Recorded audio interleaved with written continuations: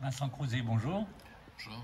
Pour la revue Civique, merci de nous dire si vous connaissiez préalablement à l'écriture de votre dernière série 4, Victor K, cette zone du Proche-Orient ou pas?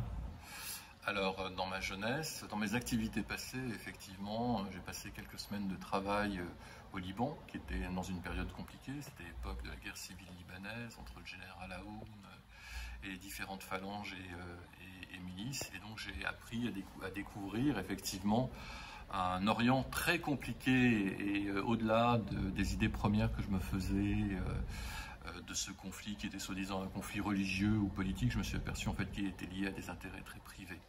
Voilà, donc c'était un petit peu ma première expérience des conflits dans le monde. Je me suis aperçu que le monde n'était ni noir ni blanc, mais il y avait une zone grise en fait qui prédominait.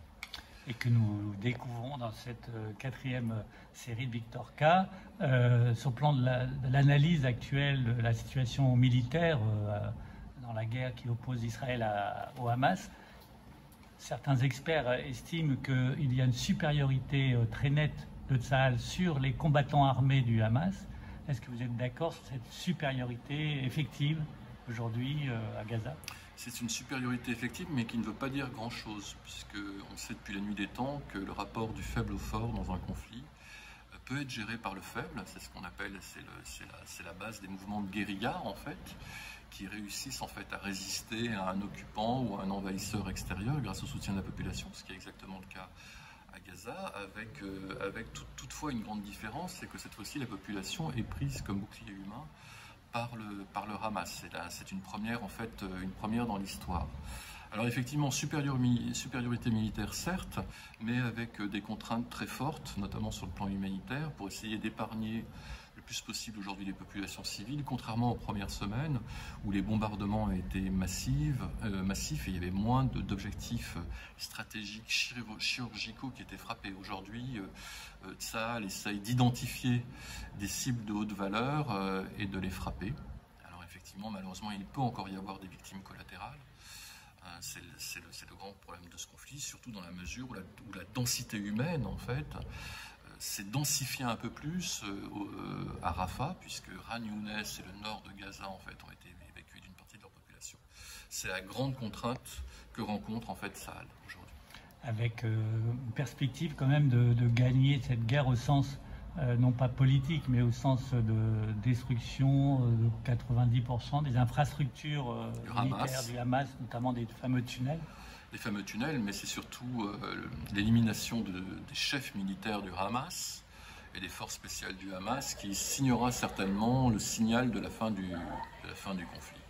Donc l'élimination en fait de Yahya Sinwar et de ses principaux lieutenants. Le numéro 1 militaire de la branche militaire du Hamas qui serait encore sur place, s'il est toujours sur place, qui est peut-être un doute. Qui serait sur place, mais comme on a découvert une cinquantaine de tunnels qui donnaient sur l'Égypte, effectivement, ils pouvaient rentrer et sortir du territoire très facilement.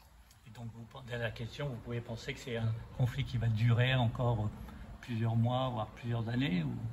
Je doute que ce soit un conflit qui dure plusieurs années parce que le principal acteur sur la zone, ou du moins l'acteur le plus puissant, les États-Unis, veulent y mettre fin d'une manière ou d'une autre en imposant un plan qui serait à peu près acceptable par toutes les parties, mais ça signifie aussi un changement politique considérable du côté palestinien avec certainement le surgissement de nouveaux acteurs politiques suffisamment puissants pour supplanter le Hamas et pouvoir entraîner l'opinion palestinienne derrière eux. Des gens qui seraient capables, des hommes de bonne volonté. Ce qui nous manque en fait dans cette affaire sont des hommes de bonne volonté comme Rabin et Arafat. Avec aussi l'appui, dans ce cas de renouvellement du leadership palestinien des pays arabes et musulmans opposés à la menace iranienne.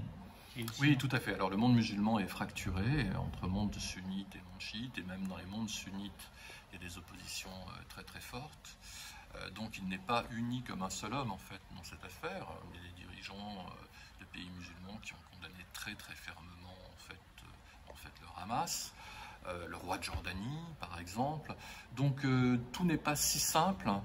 Et je pense que les Américains, le plan Blinken, le premier plan Blinken était de bon sens. Maintenant, il faut trouver les acteurs pour le mettre en œuvre. Vincent Crozet. Merci beaucoup. Merci Jean-Philippe Moinet.